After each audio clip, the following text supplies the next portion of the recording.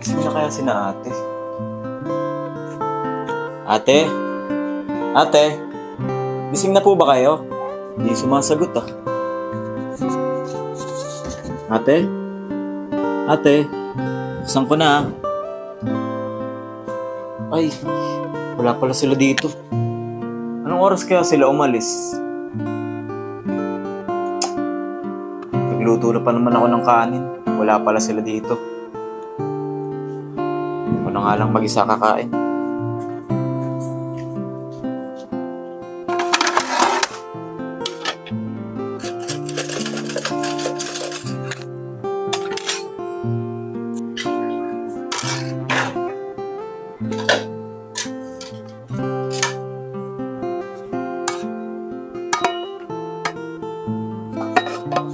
Maaga nila umuwi. Siguro check up nila ate ngayon. Sana naman maaga sila umuwi. Para naman makausap ko siya ng maayos.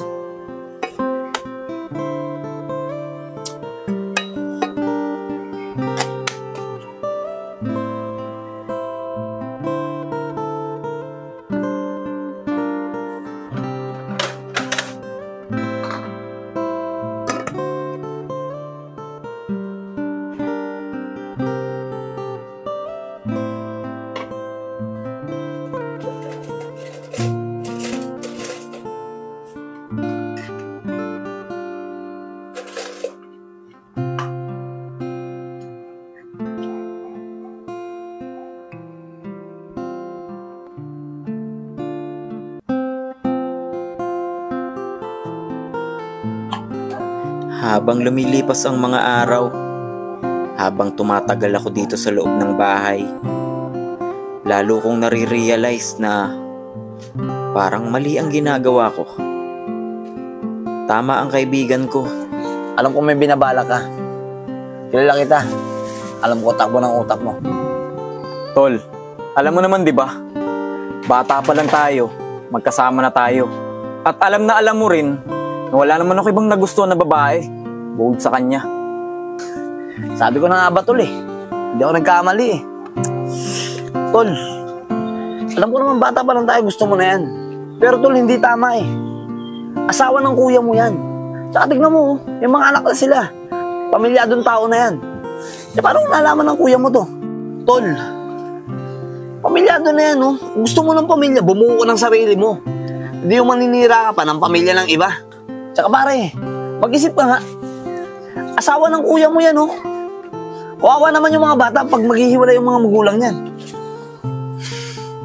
Pre, huwag mo nga akong pinapakialaman. Tsaka ako na po problemahan yan kapag ka nandyan na. Sa ngayon, masaya ako sa ginagawa ko. Ay nako pre, tigas talaga ng ulo mo.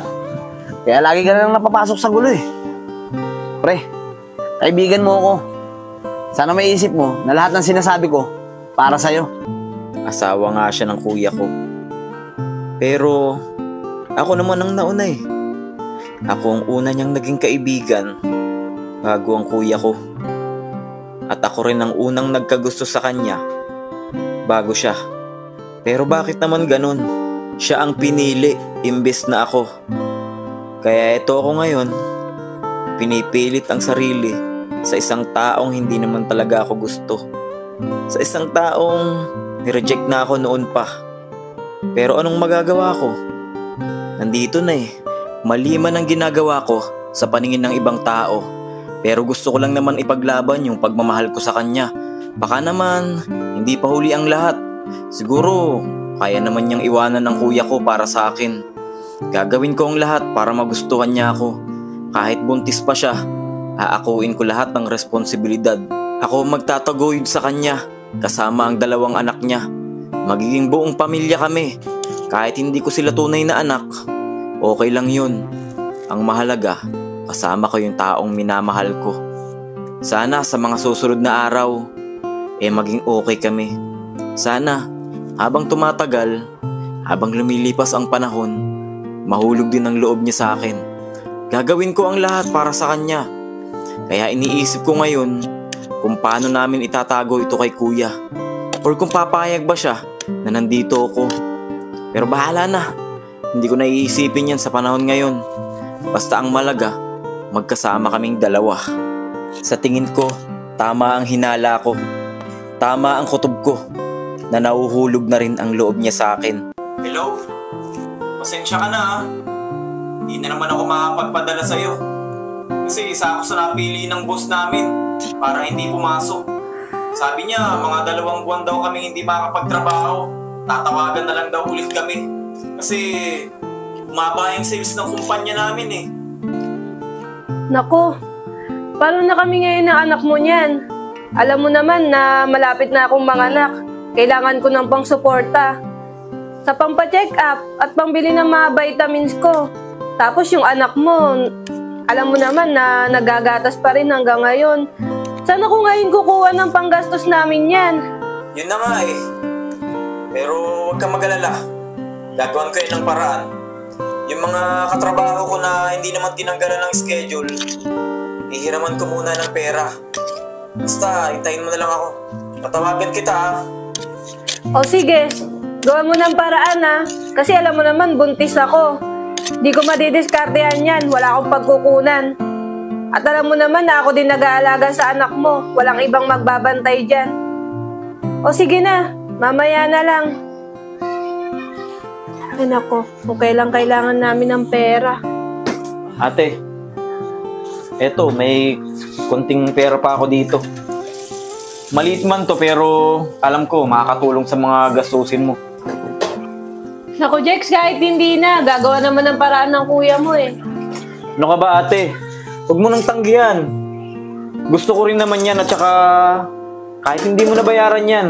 Kung gusto mong bayaran, tsaka na lang pag nagkapera ka pero hanggat gipit ka, huwag mo nang isipin yan. Basta ang mahalaga, nakatulong ako. Natulungan nyo rin naman ako eh. Nakitira ako dito sa bahay nyo. Sigurado ka ba Jex? Di ba naghahanap ka pa ng trabaho? Mas kailangan mo to pang gastos habang naghahanap ka pa. Ano ka ba naman ate? Okay lang yan. Ang gusto ko lang makatulong sa mga problema mo habang wala pang trabaho si kuya. Oo nga eh. Sa totoo lang, pagkatapos ko magpa-check up, dumaan pa ako kay na mama. Nagbaka sakali ako na makahiram ng pera kaso wala din eh. Bayaran daw ng tubig at kuryente nila. Huwag kang mag-alala ate.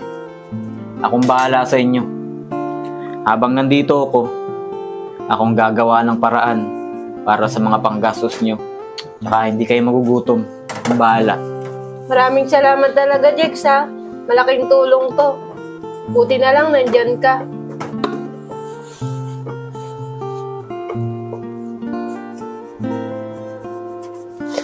Oo nga pala, Jex. May gagawin pa ako. Diyan ka na.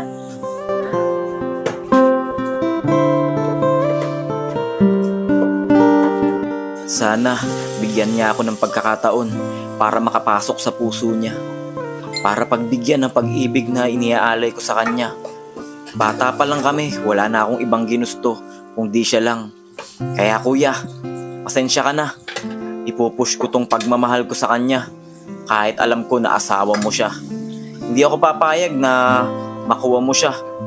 Habang nandito ako, hindi ka na makakabalik dito. Wala ka ng pamilyang babalikan dahil akin na tong pamilya mo. Tandaan mo yan kuya. Ipaglalaban ko kung anong alam kong nasa puso ko. Sigurado ako, huhusgahan ako ng maraming tao. Lalong-lalo na ng pamilya namin. Itatakwil ako ng nanay at tatay ko at itatakwil ako ng kapatid ko. Pero ito ang gusto ko. Ito ang landas na tinahak ko. At simula ngayon, hindi ko natitigilan ang panliligaw dito sa ate ko. Siguro sa buong mundo, hindi lang ako dumadanas ng gantong sitwasyon. Siguro marami kami. Gusto ko lang malaman kung ano ba ang ginawa nilang solusyon or kung ano ba ang naging desisyon nila. Kaya ikaw na nakikinig ka, mag-comment ka dito sa comment section kung ano ang ginawa mong solusyon sa gantong sitwasyon. Gusto ko ring malaman para naman alam ko rin ang gagawin ko. Pero sa ngayon, itutuloy ko muna itong panliligaw sa ate ko at itutuloy ko ang ginagawa kong paraan para mahulog ang loob niya sa akin. Dahil nandito na ako nasimulan ko na to, hindi ko na to titigilan. Kaya ikaw na nakikinig ka, kung anong nasa puso mo, sundin mo. Kasi baka sa huli ka pa magsisi kung kailang wala na yung pagkakataon, kung kailang wala ka ng chance para gawin ng mga gusto mo, tsaka ka lang magsisisi sa huli. Tandaan mo, isa lang ang buhay at minsan lang.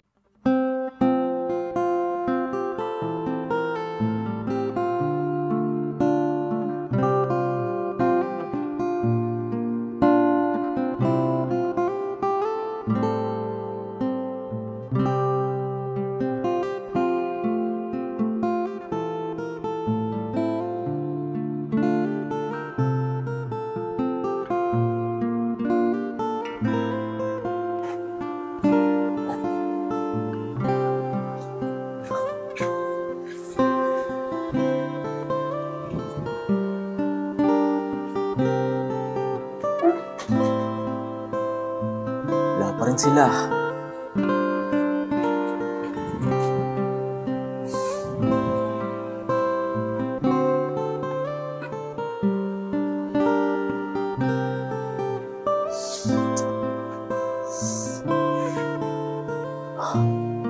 Tatlong araw na.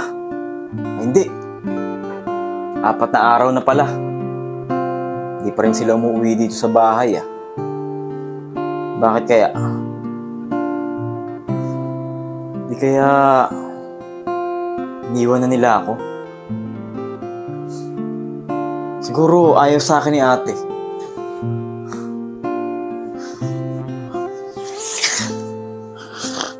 Di pwede yun. Di pwede.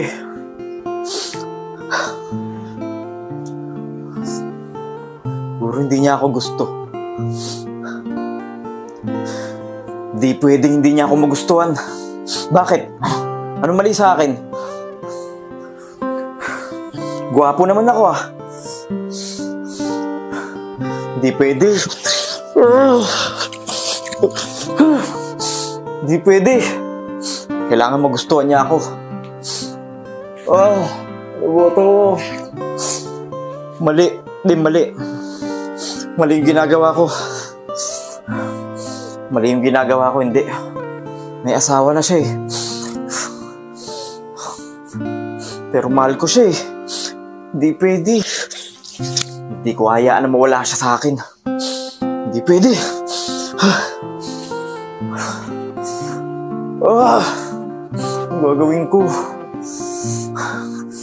Ang gagawin ko?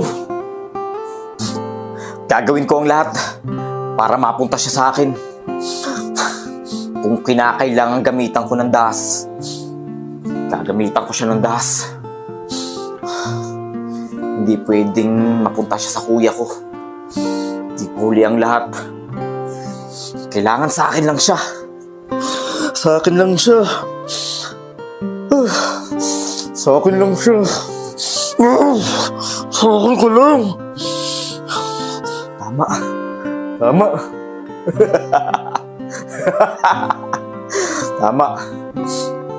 Hahanapin kita. Hindi mo ko patatakasan. Lahat ng kamag-anak mo, gagalugarin ko para makita ko lang kung saan ka nagtatago. Pababalikin kita dito. Mabubuo tayo. Magiging pamilya tayo. Hindi pwede. Hindi mo ko matatakasan.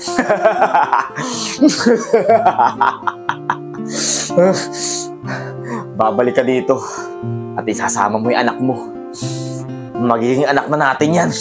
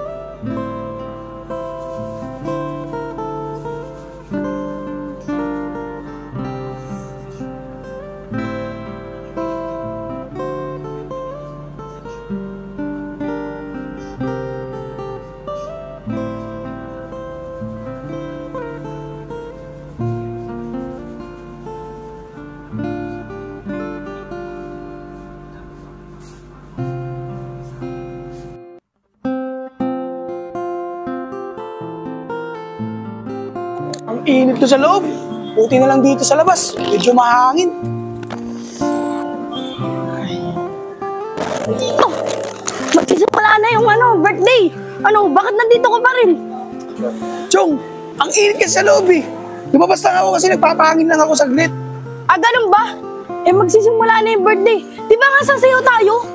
Oo nga pala, ano? Sige, Chong. Pauna ka na. Susunod na lang ako.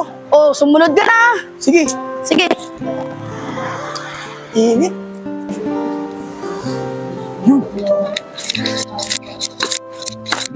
Nico, buti na lang nakita kita dito. Hinahanap kita kanina pa eh. Bala ko sanang manghiram ng motor sa'yo, tol. Hahanapin ko lang yung ate ko. Kasi medyo malayo-layo yung bahay nila eh. Ganun ba? O sige, walang problema. Pero anong oras mo ba babalik? Yun, maraming salamat talaga, tol. Ang bait mo talaga. Ibabalik ko rin yan mamayang gabi. Pupunta lang ako sa bahay ng mga mama niya. O sige, Jex. Ito susi Salamat. Basta ibabalik mo yan ha. Tol, promise. Salamat ah. Sige, paano? Dito na ako sa loob ha. Tol, salamat Nico. Yeah.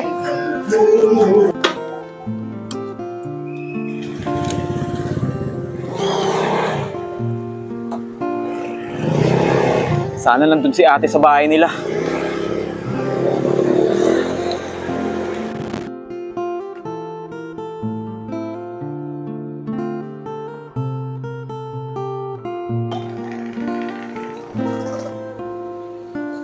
Yun. Hindi, napunta ko dito niya.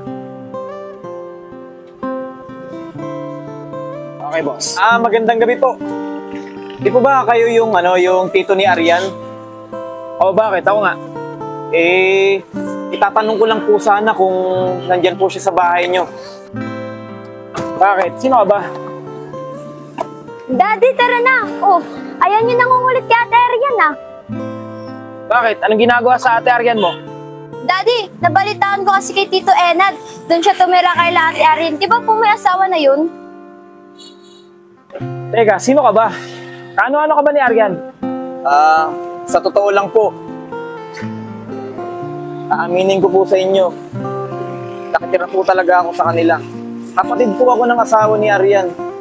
Pero gusto ko pong sabihin sa inyo na matagal na po ako may gusto sa kanya.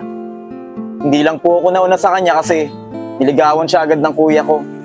Kaya po ngayon, ginagawan ko ng paraan para mahulog ang loob niya sa akin. Pero neto lang 3 araw, umalis siya ng bahay eh.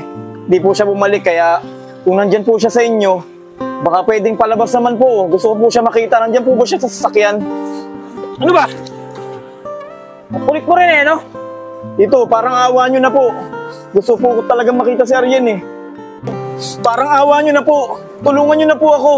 Mahal na mahal ko po talaga si Arian eh. Pumasok ka muna sa loob. Ito, sige na po. Nagmamakaawa po ako sa inyo. Tulungan nyo po ako. Nandyan po ba siya sa loob? Tira ba talaga ulo mo?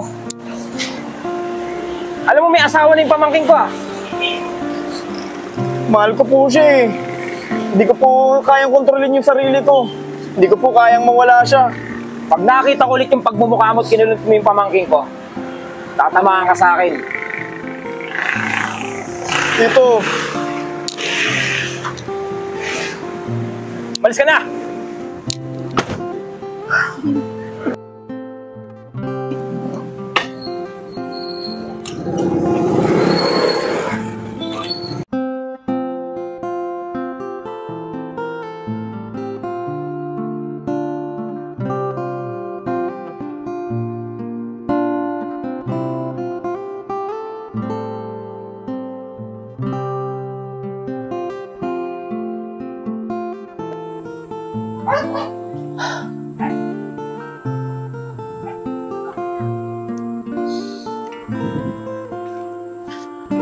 Pre, anong ginagawa mo dyan?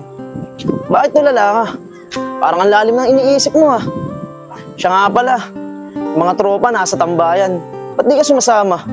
Uy pre, magsalita ka naman. Ano bang problema mo?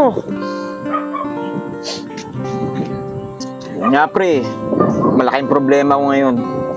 Kasi yung ate ko, ilang araw ko nang hinahanap. Di siya umuwi ng bahay eh. Umalis kasi siya ng bahay. Hindi ko alam kung anong dahilan. Basta bigla na lang siyang nawala.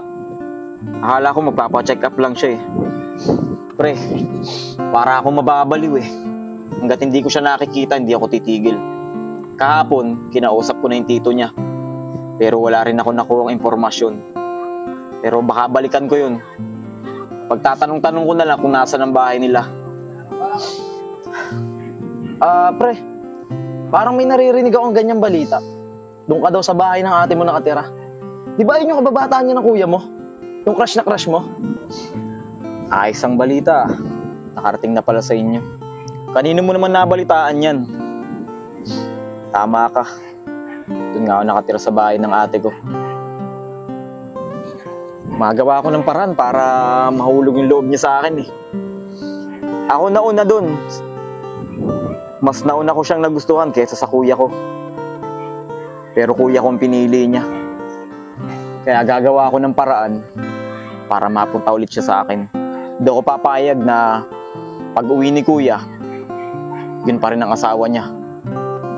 Gagawin ko ang lahat para maging sa akin yung pamilya niya. Pati mga anak niya, aakuin ko lahat yun. Pre, parang di ako sang-ayon dyan sa pinaplano mo. Pre, makakasira ka ng pamilya. Lalong-lalo na kapatid mo pa yun. Iniisip mo pa ba yung ginagawa mo? Pati ba naman ikaw? Alam mo pre, di ba kilalang kilala mo ako? Ayokong pinapakialaman ako sa mga desisyon ko sa buhay. Gagawin ko lahat ng gusto ko. Paglalaban ko yung pagmamahal ko sa ate ko. At walang makakapigil kahit kayo pa. Pre, teka lang. Kalma ka lang. Pati ba naman palaban yung tingin mo sa akin? Pre, tunay akong kaibigan. Kaya kita pinapayuhan sa mga mali mong gagawin. Oh, sige pare, mamaya puntahan kita dyan. Kausapin ko yung mga tropa dito. Sige, bakit? Oh, ba't ganyan mga itsura nyo? Bakit para kayo nagtatalo? Ano ba problema nyo? Itong si Jex kasi, binibigyan ko ng payo. Doon kasi siya nakatira sa bahay ng ate niya. Ano problema dun? Kamag-anak naman niya yun. Yung masama ba dun? Wala namang atang masama dun. Masama doon? Pre, ito ang masama doon. Yung ating sinasabi niya, asawa ng kuya niya at gusto niya ring asawahin. Ano, Jex? Totoo ba sasabi na ito? Nababaliw ka na ba, pre? Lalo na, kapatid mo yun. Asawa ng kapatid mo yun. Baka kailangan mo na magpa-psychiatrist, pre. Ano? Pre, Nababaliw! Ako nababaliw! Bakit? Hindi mo ba nararanasan magmahal? Ha? Hindi ako papayag na mawala sa akin ng ate ko. Ha? Baka naman tinatago nyo siya. Ikaw, baka alam nyo kung nasaan ang ate ko. Ha? Alam mo, Jex, hindi pagmamahal ang tawag dyan. Kabaliwan yan. Mas mabuti pa ang hindi kayo magkita. Baka kung ano lang magawa mo sa babae. Alam nyo, kahit anong sabihin yung dalawa, wala akong pakialam. Gagawin kong gusto ko at walang makakapigil sa pagmamahal ko sa ate ko. Kahit kayong dalawa pa, pupuntahan ko siya sa mga tito niya. Sigurado ako, tinatago lang nila yon. Huwag niyo akong susundan masasaktan kayo sa akin. pero pre, sundan natin yun. Baka kung anong gawin yun dun. Bata, alam mo ba kung saan dito ang bahay ni Ralph? Ah, si Carol po ba? Masok po kayo sa eskinita. Sa dulo po niyan, nandun yung bahay ni Carol. Sige.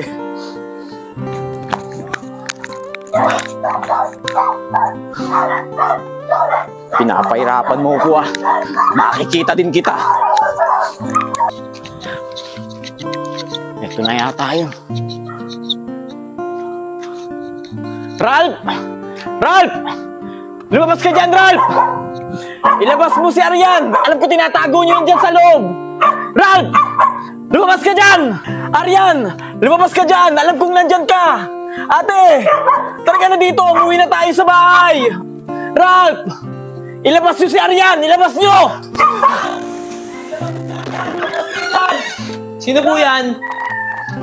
Nandiyan po ba si Ralph? Kailangan ko makausap si Ralph! Sino po kayo? Huwag po kayo sumigaw dyan. Ang dami na po natutulog dito. Sino po bang hinahanap nyo? Ilabas niyo si Ralph!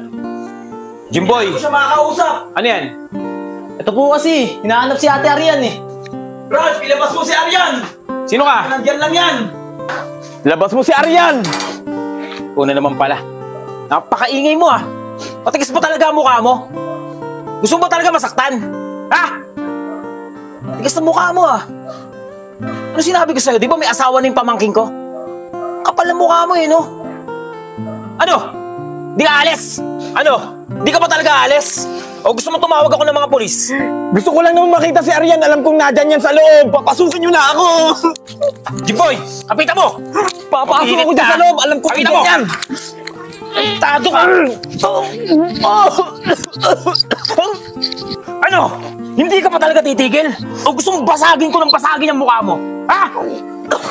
Sa mukha mo ah! Umalis ka na! Umalis ka na! Tado ka, huwag ka nang babalik ah! Kailangan mo pa palang tamaan eh, para matauhan ka! Jimboy, nice job! Pag bumalik pa yan, tawagin mo lang ako ah. Opo, Tito. Sige, papahinga na ako.